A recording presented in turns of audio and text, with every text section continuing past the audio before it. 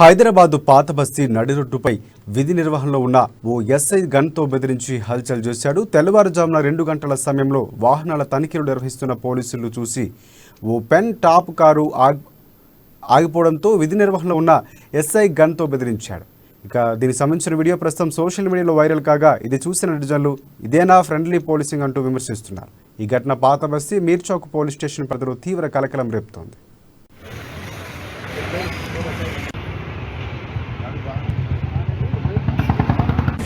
आज रात को 2 to 3 2 बजे से 3 बजे तक मगलपुरा मीर चौक डिवीजन में और एंटायर साउथ जोन में भास्कर ऑफिसर RCMP साहब का इंस्ट्रक्शन से पूरा व्हीकल चेकिंग करे तो मैं NZ वो ड्यूटी करे साउथ जोन में, यहाँ पे एतेबर चौक के पास मीर चौक SI जब्बारू और यहाँ नाइट राउंड इंस्पेक्टर